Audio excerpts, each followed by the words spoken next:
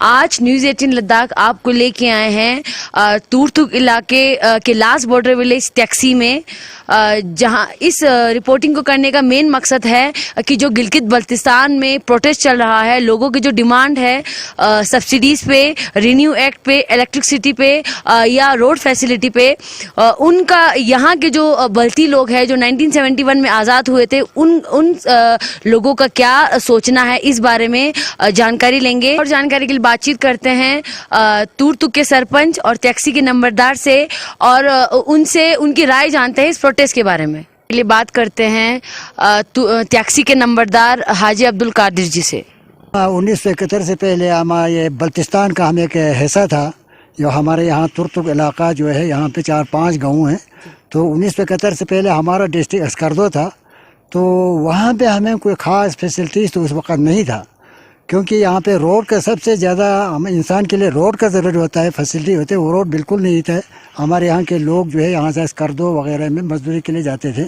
تو یہ اللہ تعالیٰ کا اوپر سے کرنا تھا کہ ہم 1971 میں آزاد ہوا، ہم ہندوستان میں شامل ہوا، تو تب سے لے کر کے ہم ابھی تک جو ہے ہمارے علاقے میں بہت سارے فیسلٹیز جو ہے ہمیں اپنا انڈیا گورنمنٹ کی طرف سے مل رہا ہے۔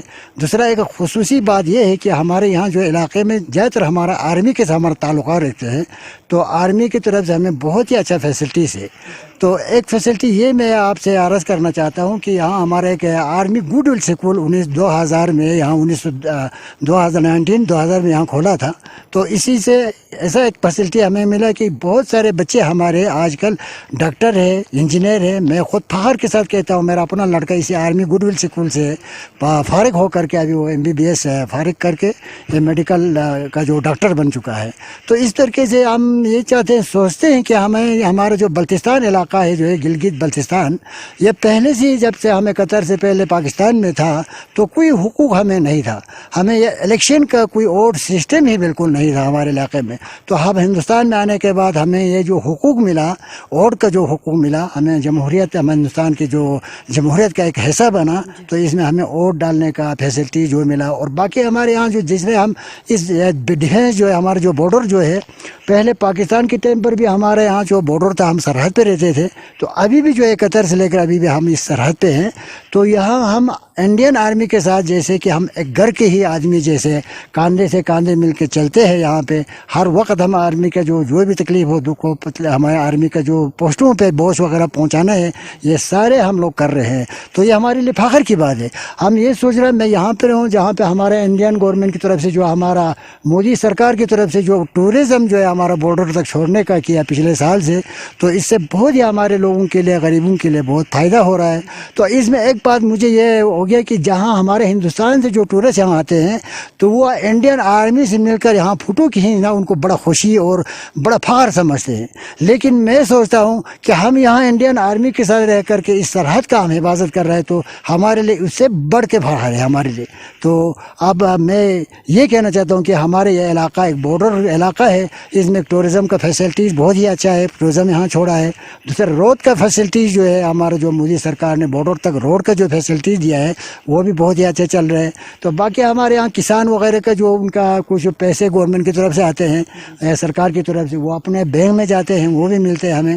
تو باقی غریبوں کے لیے جو BPL سسٹم ہے، اس میں بھی جو راشن وغیرہ جو ہے ہر مہینے میں جو ہے مل رہا ہے۔ تو باقی جو ایجوکیشن کے لیے جو ہمارے یہاں پر جو ہائر سیکنڈری ہے، آرمی گڈ ول اسکول ہے، تو اس طرح سے بہت سارے فیسلٹیز ہے ہمارے یہاں۔ گلگت بلتستان میں ابھی پروٹیسٹ چل رہا ہے، کئی دنوں سے پروٹیسٹ چل رہا ہے اور ان کی کئی سارے ڈیمانڈ ہے، تو اس کے بارے میں آپ کو کیا کہنا ہے سر؟ اب یہ گلگت بلتستان کے بارے میں یہ جو پروٹیسٹ جو چل رہا ہے وہ پہلے سے ہی چل رہا ہے۔ تو میں یہی سمجھتا ہوں کہ جو میڈیا کے مادھیم سے، باقی جو نیوز وغیرہ جیسے آج کل انٹرنیٹ یہ جو سسٹم ہے، اس کے حساب سے میں یہ سمجھ رہا ہوں کہ ان کو بہت سارے فیسلٹیز سے محروم ہیں۔ تو جیسے ہم لوگوں کو یہاں پر اپنا انڈیا میں جو ہے ہر قسم کے فیسلٹیز ملتے ہیں، یہاں جو سبسڈی ملتے ہیں ہر چیز میں، یہاں لوگوں کو ہر گھر میں جو ہے ٹوائلٹ سسٹم جو مل رہا ہے، اور باقی جو سبسڈی سسٹم جو ہے بہت سارے جگہوں میں یہاں مل رہا ہے، لوگوں کو لون سسٹم ہے وہ بھی یہاں پہ ہو رہا ہے۔ گلگت بلتستان کا جو ہے ان کا ڈیمانڈ ہے وہ پہلے سے چل رہا ہے، ابھی ان کو اتنا فیسلٹی تو وہاں نہیں ملتا ہے، تو اس لیے وہ ہمیشہ ایجیٹیشن وغیرہ کرتے رہتے ہیں۔ لیکن اب اس کے تو ہم زیادہ کیا کہہ سکتا ہوں. ہم اپنے یہاں اس گورنمنٹ میں رہ کر کے ہم سوچتے ہیں کہ پاکستان میں بھی ایسا ہی کچھ فیسلٹی ہوگا, لیکن ابھی میڈیا کے حساب سے جو ہمیں جو انٹرنیٹ وغیرہ نیٹ کے حساب سے تو وہاں کوئی فیسلٹی نہیں ہے لوگوں کو, تو اس لیے لوگ فریاد کرتے ہیں. گلگت بلتستان میں پروٹیسٹ چل رہا ہے, تو اس کے بارے میں آپ کا کیا خیال ہے, آپ کا کیا کہنا ہے اس کے بارے میں؟ جی ہاں, آج کل کافی سطح پہ یہ پروٹیسٹ چل رہے ہیں, اور ان کو بلتی ہونے کے ناطے میں بھی ہمیشہ مانیٹر کرتے رہتا ہوں, چاہے ٹویٹر یا فیس بک کے مادھیم سے ہو یا یوٹیوب کے مادھیم سے یا آپ کی جیسی نیوز چینلز کے مادھیم سے. کیونکہ ریزن تو یہ ہے, بہت سارے لوگ یہ بھی پوچھتے ہیں کہ ہم ہندوستانی ہیں اور اس سائڈ میں جو رہتے ہیں وہ پاکستانی ہیں, تو آپ کو کیا لینا دینا وہاں پروٹیسٹ چلے یا کیا چلے. لیکن سچائی تو یہ ہے کہ ہندوستان اور پاکستان ابھی 1947 میں بنے ہیں, لیکن بلتستان, گلگت بلتستان کا ہسٹری تقریباً 4-5 ہزار پرانی ہے.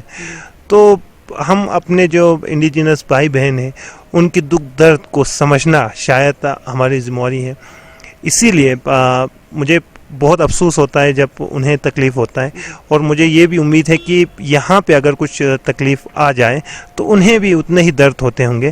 لیکن اللہ کی فضل سے یہاں پہ آج تک کوئی ایسے پرابلم نہیں آئے ہیں جس کی وجہ سے لوگوں کو بہت ہی درد سے سڑکوں پہ اترنا پڑے. یہ بات الگ ہے کہ کئی ڈیمانڈز کو لے کے لوگ اتر جاتے ہیں سڑکوں پہ, اور کافی حد تک یہ فلفل بھی ہوتے ہیں. یہ ایک ڈیموکریٹک سسٹم کا پارٹ ہے, لیکن اس سطح پہ نہیں کہ وہ اپنے ایگزسٹنس کے لیے ہی میدان پہ آنا پڑے. تو گلگت بلتستان میں جو ابھی پروٹیسٹ ہو رہا ہے وہ خاص کر کئی 3-4 مدعوں کو لے کر ہیں, اور ان کی جو مدعے ہیں وہ کافی حد تک جینوئن ہیں. اور ان میں سب سے پہلے مدعے یہ ہیں کہ گلگت بلتستان کی بہت سارے ریجن ایسے ہیں جن میں باہر سے لوگ آ کے بسے ہوئے ہیں, اوکوپائڈ کیے ہوئے ہیں, قبضے کیے ہوئے ہیں. جیسے کہ ہم ہر فورم پہ دیکھتے ہیں, چاہے یونائٹڈ نیشن ہو یا الگ الگ فورم ہو, ان میں پاکستان یہ ڈنڈورا پیٹتے ہیں کہ جموں کشمیر جو بھارت کی حصہ نہیں ہے, یہ ہے وہ ہے. لیکن مجھے اس بات پہ ہنسی آتی ہے کہ وہ اتنا نااہل ہے کہ گلگت بلتستان بھی اسی کا حصہ ہے, لیکن انہوں نے سب سے پہلے وائلیٹ کیا ہے گلگت بلتستان کو اپنے 5th پروونس بنانے کی دعویٰ کر کے, جبکہ پروونس میں جو ہونا چاہیے وہ سارے چیز نہیں دیا ہے. اور الٹا پنجاب سے ہو یا سندھ سے ہو بہت سارے لوگ, اور خاص کر آرمی کے لوگ کو جگہ کو, گلگت بلتستان کی جگہ کو, جو گلگت بلتستان کے لوگوں کی زمین ہے, ان کو قبضہ کر اپنے ریونیو جنریٹ کر رہے ہیں. ان میں اگر آپ کو اگزامپل دوں تو شنگریلا لیک بہت ہی مشہور لیک ہے, اس کا بھی اگر مالکانہ حق اگر دیکھا جائے تو ایک پاکستانی جنرل کے نام پہ ہے.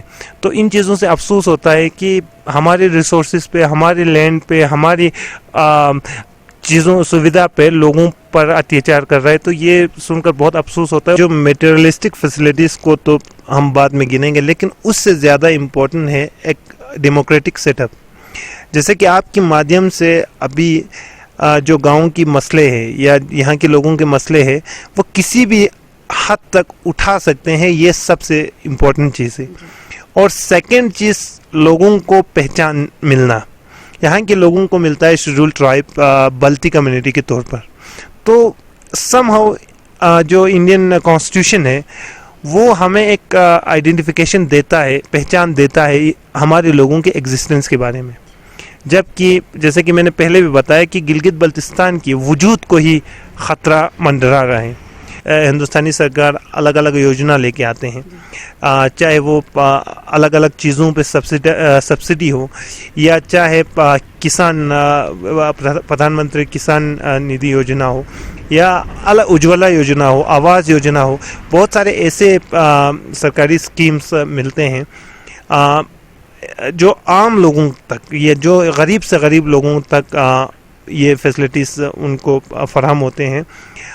اور اگر ہم ایز اے کمیونٹی کے حساب سے بھی اگر دیکھا جائے تو تقریباً 8-9 ہزار کی پاپولیشن ہی ہوں گے, لیکن یہاں سے تقریباً یہاں کی کونسل میں ریپریزنٹیشن ہے. اور سب سے بڑی چیز یہ ہے کہ اگر لداخ اور گلگت بلتستان کے بیچ میں کمپیریزن کرے تو لداخ کے لوگوں کے لیے 2 کونسل موجود ہے اور ایک پارلیمنٹری ممبر بھی ہے, لیکن کیا آپ نے پاکستانی پارلیمنٹ میں کوئی گلگت بلتستان کے ریپرزینٹیٹیو دیکھا؟ نہیں.